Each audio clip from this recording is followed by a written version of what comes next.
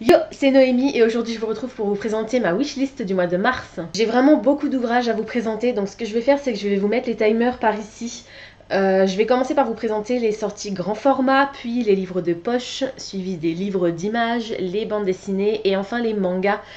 Vous avez tous les temps de la vidéo pour vous repérer. Si vous souhaitez passer directement à une catégorie plutôt qu'à une autre, je vous laisse naviguer dans cette vidéo à votre guise. Je commence donc cette wishlist en vous présentant les sorties en grand format qui m'intéressent pour le mois de mars. En date du 1er mars, le premier ouvrage que je vous présente, il s'agit de Jefferson de Jean-Claude Mourleva et Lisa D'Andrea aux éditions Gallimard Jeunesse. C'est un roman pour enfants dans lequel on va se rendre au pays des animaux. On va suivre les aventures de Jefferson qui va se rendre chez son coiffeur Edgar. Malheureusement, quand Jefferson va arriver au salon, il va se rendre compte que son coiffeur a été assassiné et il va mener l'enquête pour découvrir le meurtrier. Malheureusement, l'enquête de Jefferson va le mener au pays des hommes où l'attendent bien des dangers.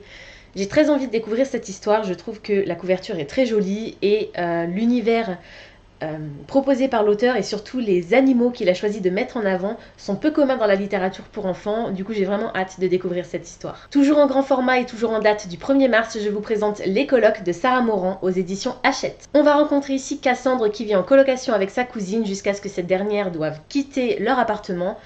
Elle va essayer de trouver un colocataire de substitution à sa cousine. Malheureusement, ce colocataire remplaçant est Aiden et Cassandre ne peut pas le supporter. Leur colocation va être vraiment invivable.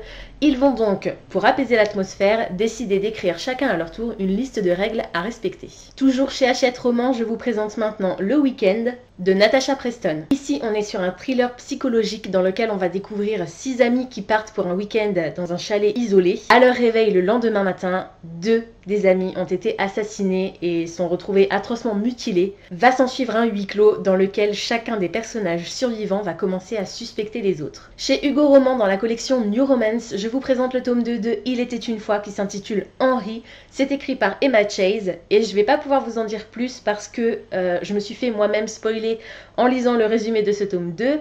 Je vous ai présenté le tome 1 dans ma wishlist du mois de février, je crois. Du coup, je vous invite à regarder cette vidéo si vous voulez en savoir un petit peu plus sur l'histoire. Je vous présente maintenant un autre thriller qui s'intitule Dans ma cave. C'est édité par Robert Laffont et écrit par Minette Walters. On va rencontrer ici une famille africaine qui vit en Angleterre et qui a un énorme secret. Une jeune fille est cachée à la cave et elle leur sert d'esclave. Ce secret aurait pu passer inaperçu si le plus jeune des fils de la famille n'avait pas disparu. La police vient mener l'enquête à l'intérieur du domicile et la jeune esclave est obligée de refaire surface et de prétendre être un des membres de la famille. Mouna, c'est le prénom de la jeune fille, est une véritable manipulatrice, c'est quelqu'un d'extrêmement intelligent et elle va décider de se venger de la famille qui la maintient prisonnière. Je vous présente maintenant Les Éternels de Shelby Maheu aux éditions Michel Lafon. On va rencontrer ici Shanna qui est une jeune adolescente, tout ce qu'il y a de plus classique, jusqu'au jour où, lors d'une balade à cheval, elle va se retrouver projetée dans un univers parallèle et découvrir qu'elle est issue elle-même de ce monde. Dès lors, elle va devoir faire face à sa nouvelle identité et apprendre à maîtriser ses incroyables pouvoirs. En date du 2 mars, je vous présente maintenant Le Voile de Guillaume Lecable aux éditions Tohubohu. Il s'agit de science-fiction dans laquelle un auteur va décider d'écrire un roman. D'après ce que j'ai cru comprendre, le monde arrive à sa fin, on est sur le point de subir une apocalypse, et l'auteur propose à ses fans, à un public, de faire partie intégrante de l'histoire, de devenir un personnage de l'histoire afin de réaliser ses rêves, à la condition que les personnages acceptent de mourir à la fin. En date du 7 mars, je vous présente maintenant La Chambre des Merveilles de Julien Sandrel aux éditions Calman Levy. On va rencontrer ici Thelma qui est maman d'un adolescent de 12 ans qui s'appelle Louis. Louis va partir contrarié de chez lui et va avoir un accident en skateboard, je crois, il va être renversé par une voiture ou un camion.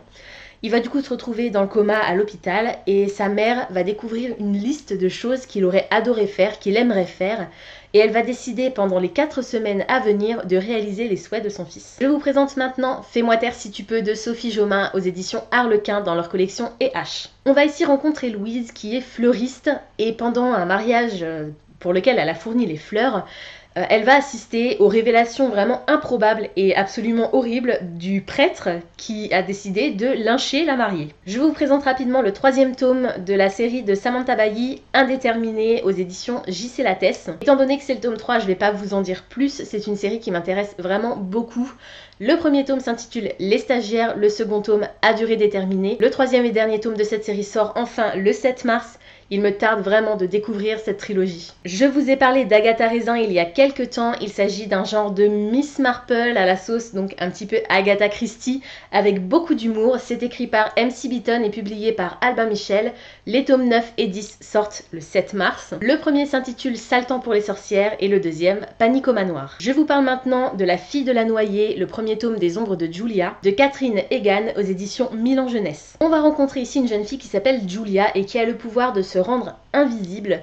Plus précisément, elle a le pouvoir de reculer dans une partie du monde qui est invisible à la plupart des humains. Elle va se servir de ce pouvoir pour espionner pour le compte de clients. Le 8 mars sortira le premier tome de The Vanishing Girl de Laura Thalassa aux éditions Michel Lafon. C'est une histoire qui avait dans un premier temps été publiée par Amazon Crossing, me semble-t-il. On va rencontrer ici Amber qui toutes les nuits est capable de disparaître et de se téléporter dans n'importe quel coin du monde pendant 10 minutes. Peu après ses 18 ans, elle va être kidnappée par un jeune homme qui va la livrer au gouvernement qui a pour projet de l'utiliser comme une arme. En date du 14 mars sortira La fille sans passé de Sarah Everett aux éditions Castelmore. On va rencontrer ici Addison qui a des trous de mémoire récurrents et qui parle à un garçon qu'elle est la seule à voir. Pour essayer de récupérer ses souvenirs, elle va se rendre dans un institut spécialisé. Seulement arrivée sur place, elle va se rendre compte qu'elle a déjà participé au programme justement pour oublier un garçon. Le 14 mars sortira également Le Clan des Loups, le premier tome de la nouvelle série de Cassandra O'Donnell, La légende des 4 aux éditions Flammarion Jeunesse. On va rencontrer ici 4 personnages qui se transforment en animal dès qu'un danger survient. Ce sont 4 personnes qui font partie de 4 clans ennemis. Ils vont pourtant devoir s'allier pour vaincre une menace encore plus grande. En date du 15 mars sortira La Bibliothèque Noire de Cyril Martinez aux éditions Bûcher-Chastel, collection Qui Vive. J'ai vraiment très peu d'informations sur ce livre, le résumé ne fait qu'une phrase et du coup je préfère vous la lire, comme ça vous pourrez vous faire vraiment votre propre idée.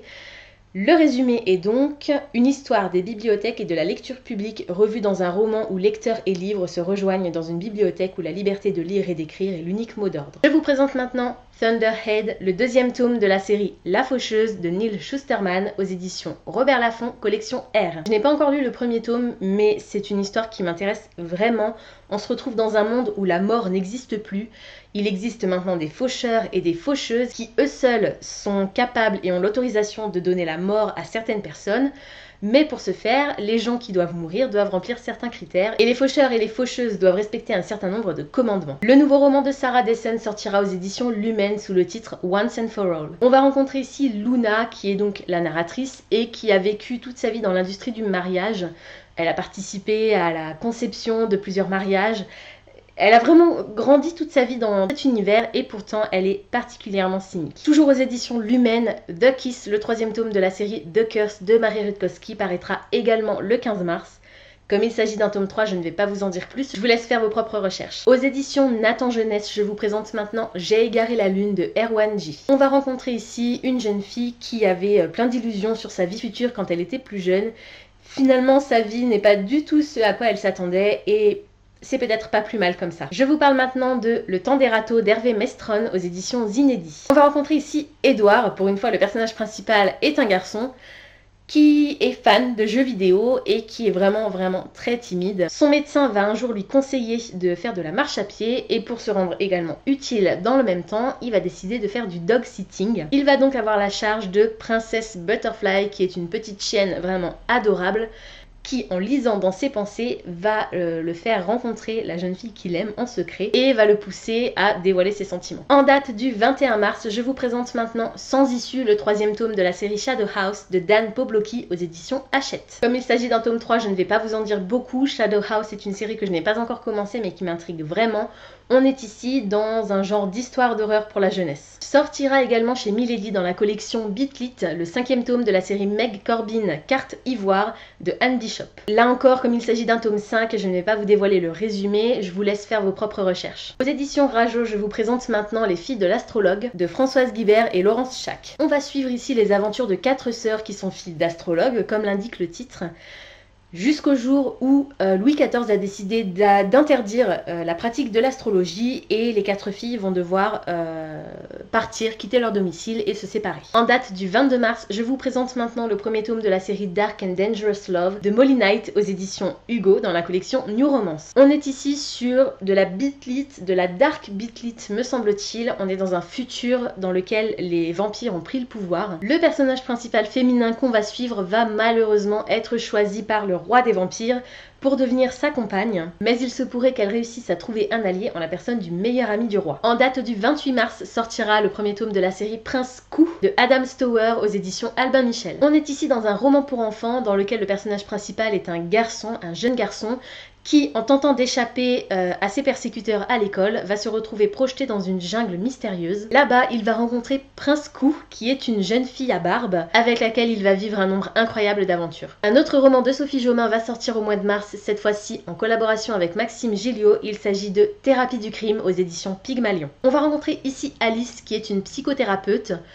qui va recevoir un jour la visite d'un policier qui aimerait avoir des informations sur l'un de ses patients qui est soupçonné d'être un serial killer. Et le dernier roman grand format qui va sortir au mois de mars et qui m'intéresse, il s'agit du 3e tome de la série Le Club des super-héros, Collé en enfer, de Derek Friedolfs et Dustin Nguyen aux éditions Gallimard Jeunesse. Comme c'est un tome 3 et que je n'ai pas encore commencé cette série, je ne vais pas pouvoir vous dire où on en est par rapport au background des personnages.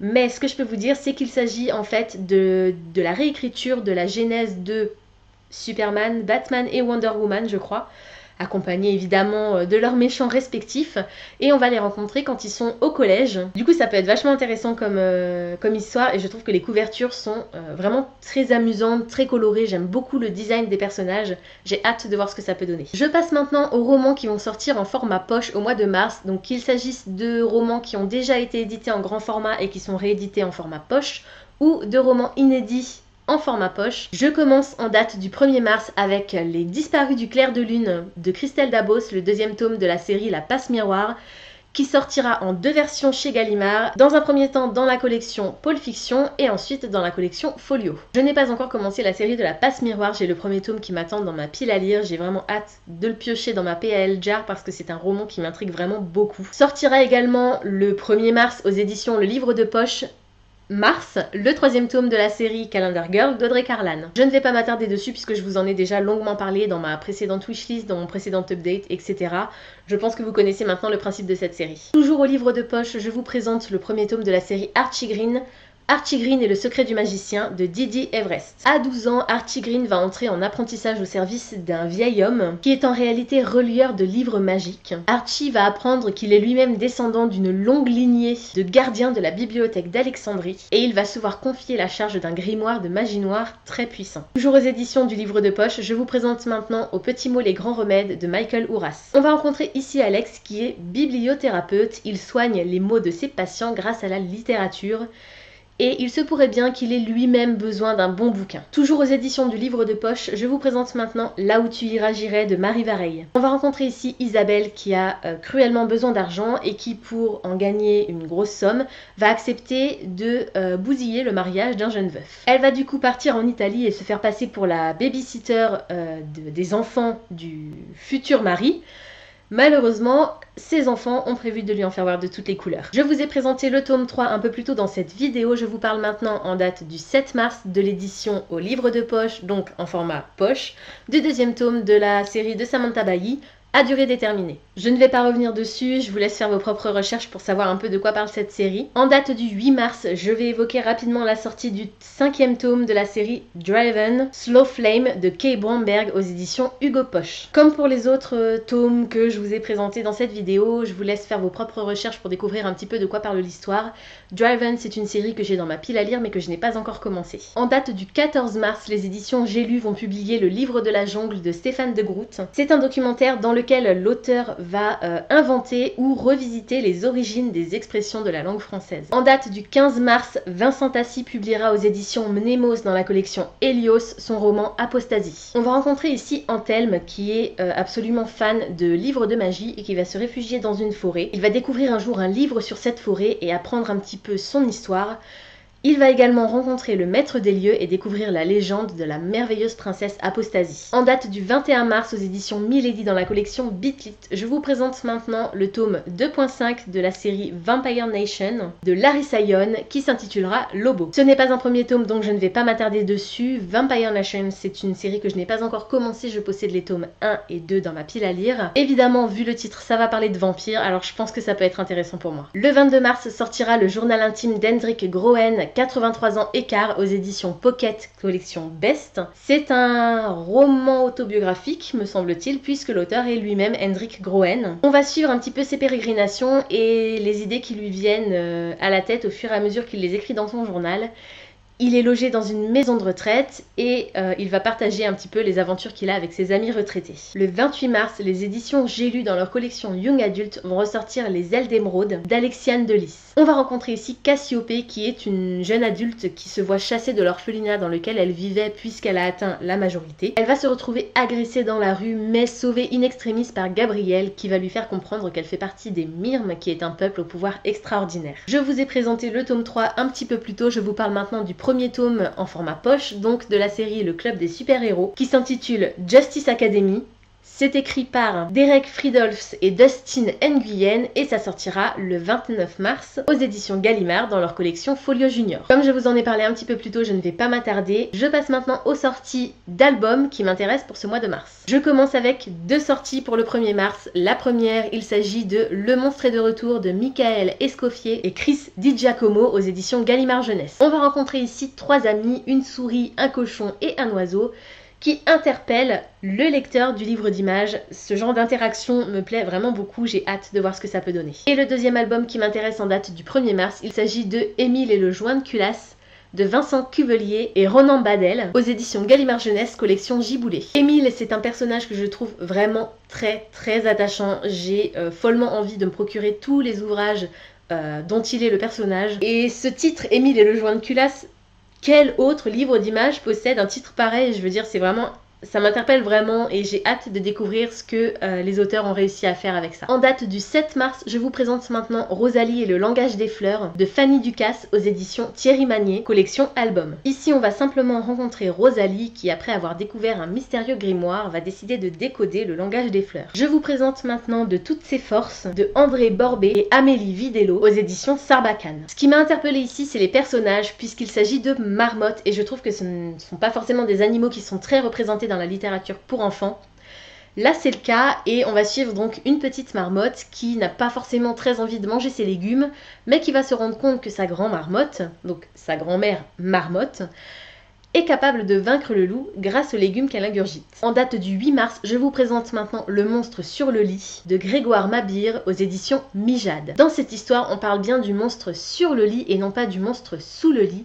Il s'agit d'une famille de souris, me semble-t-il, qui doit fuir le monstre sur le lit, qui n'est autre que l'enfant. Le 9 mars sortira Retour vers le futur aux éditions Killin. C'est adapté des fameux films que tout le monde connaît par Kim Smith. Et c'est vraiment une adaptation que j'ai très hâte de découvrir. Le 13 mars sortira La récup des rêves oubliés de Hélène Gloria et Manuela Dupont aux éditions La Marmite à mots. On va rencontrer ici Margot qui vit un petit peu isolée dans sa roulotte et qui retape les rêves oubliés des adultes pour les offrir aux enfants qui ont malheureusement grandi sans avoir le temps de rêver. Le 14 mars sortira Jasmine n'a plus peur de Guillaume et Thomas Bianco aux éditions Petit Glénat dans la collection Vitamine. Je pense que vous savez que j'apprécie vraiment beaucoup le style de Guillaume Bianco. Du coup, un album de lui, je pense que ça peut être très sympa à découvrir. Et le 15 mars sortira Un livre et plus encore de Tony Ross et Jan Willis aux éditions Gallimard Jeunesse. Il s'agit ici d'un album qui va rendre hommage aux liens tissés entre le lecteur et les livres. Je passe maintenant aux sorties bande dessinée qui m'intéressent pour ce mois de mars et je commence tout de suite avec 30 ans de chat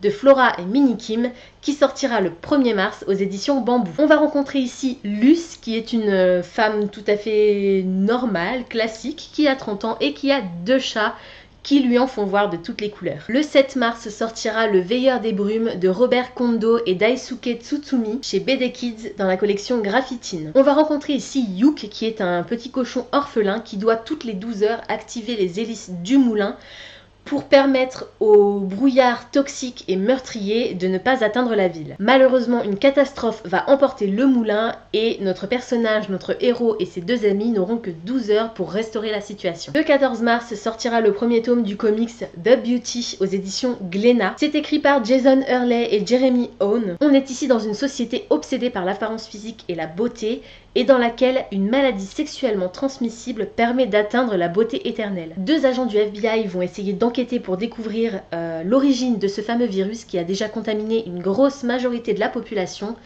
et ils vont découvrir que le prix à payer pour cette beauté éternelle pourrait bien être la mort. Le 16 mars sortira le 4e tome de la bande dessinée Trappeur de rien. Elle s'intitule La chasse aux papillons et c'est écrit par Joanne Corgier, Pog et Thomas Priou aux éditions de la Gouttière. Je vous ai présenté le tome 2 dans mon dernier update lecture, du coup je ne vais pas forcément revenir sur cette série. Je vous laisse faire un petit tour sur mes précédentes vidéos pour découvrir de quoi ça parle. En date du 21 mars, je vous présente maintenant Ce qui reste de Joseph Bousquet et Alex Xoul aux éditions Delcourt. On va rencontrer ici des parents qui sont totalement démunis face à la police puisque leur petit garçon qui s'appelle Ben a disparu. Seulement Ben n'est pas vraiment parti, il va revenir et il va expliquer qu'il était simplement parti combattre les dangers de son royaume imaginaire. Évidemment, personne ne le croit. Et le petit garçon disparaît à nouveau. La famille de ce petit garçon va alors se tourner vers une association de parents qui auraient apparemment vécu la même chose. Je vous parle rapidement du 4e tome de la bande dessinée Astrid Bromure, Comment lyophiliser le monstre du Loch Ness de Fabrice Parme aux éditions Rue de Sèvres. C'est une bande dessinée dont je vous ai parlé assez récemment. Astrid Bromure est une petite fille, un personnage que j'aime vraiment beaucoup. Les dessins et les couleurs vintage me plaisent énormément. J'ai hâte de découvrir ce nouveau volume. Un jour je serai fantasticologue, c'est le premier tome de la bande dessinée Sorceline, réalisée par Sylvia Douillet et Paola Antista aux éditions Vent d'Ouest. La couverture de cette bande dessinée est tout simplement somptueuse, elle m'a vraiment donné envie de me plonger à fond dans l'histoire.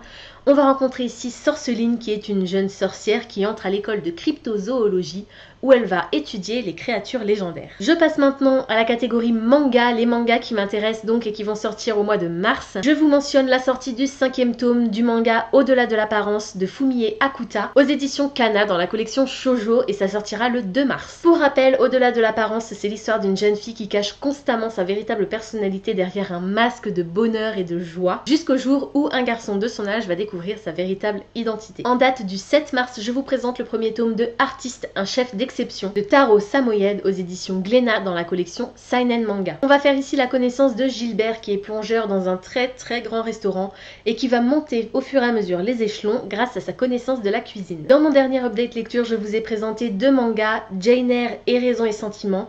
Au mois de mars, Nobinobi sortira Emma, l'adaptation de Jane Austen par Potsé. Si vous ne connaissez pas encore Emma, il s'agit de Emma Woodhouse, qui est une jeune femme qui a perdu sa mère et qui est donc maîtresse du manoir où elle vit avec son père et qui a la fâcheuse habitude de vouloir marier tout le monde. Je vous présente maintenant L'Atelier des sorciers de Kamome Shirahama aux éditions Pika. On va rencontrer ici Coco qui est une petite fille qui rêverait d'avoir des pouvoirs magiques mais qui malheureusement n'en a pas, jusqu'au jour où elle va surprendre un sorcier en train de lancer un sort et où elle va essayer de reproduire la magie qu'elle a vue à l'œuvre. Le 8 mars sortira le premier tome de Game Entre nos corps de Nishikata Mai aux éditions Akata. Tout ce que je sais de ce titre, c'est qu'il pourrait s'agir d'un genre de romance érotique à la 50 nuances degrés, du coup ça m'intéresse vraiment puisque j'ai adoré cette histoire. Le 15 mars sortira le 15e et dernier tome de la série Le Maître des Livres de Umiharu Shinohara aux éditions Komiku. Vous connaissez mon amour pour cette série, Le Maître des Livres, c'est une ode au métier de bibliothécaire, je vous invite vraiment à le découvrir. En date du 21 mars sortira le 3e tome du manga L'Histoire en manga, l'Inde et la Chine antique, de 600 avant Jésus-Christ à 800 après Jésus-Christ. C'est écrit par Hideisa Nanbo et Futa Kanta aux éditions Bayard Jeunesse. J'ai eu l'occasion de feuilleter les deux premiers tomes mais je ne les ai pas en ma possession et je ne les ai pas vraiment lus. Cependant, c'est un concept qui me plaît vraiment beaucoup. Je ne suis pas forcément très calée en histoire et du coup découvrir un petit peu l'histoire en manga, donc de cette façon, je pense que ça peut être vraiment très intéressant. Je vous mentionne rapidement la sortie du 5e et dernier tome du manga Queen's Quality de Kiyusuke Motomi aux éditions Kazé dans la collection Shoujo. Il s'agit donc du dernier tome du manga qui regroupe QQ Sweeper que j'ai lu il y a quelques temps et Queen's Quality qui est donc la suite de cette première série. J'ai pas encore lu les tomes 1 à 4 de Queen's Quality mais ça ne saurait tarder et j'ai hâte de pouvoir clôturer enfin cette saga. Je vous mentionne également la sortie du tome 8 de La Maison du Soleil de Taamo aux éditions Pika collection Shoujo. Le 22 mars sortira le tome 10 enfin, depuis le temps que je l'attendais, de la série Bright Stories de Kaoru Mori aux éditions Kiyun, collection Seinen. C'est une série que je vous ai présentée il y a peu de temps sur Instagram dans un unboxing. C'est vraiment un manga que j'aime énormément, je vous le conseille de tout cœur, n'hésitez pas à foncer si vous pouvez le trouver en bibliothèque ou même achetez-le d'occasion, il est vraiment extraordinaire. Et je termine cette wishlist du mois de mars qui est longue comme mes deux bras avec Let's Be a Family de Tomo Kurahashi aux éditions Taifu.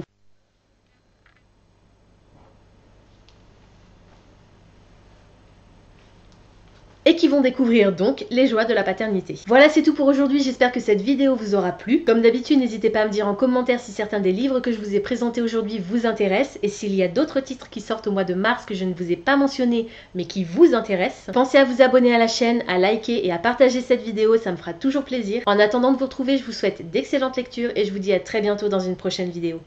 Ciao!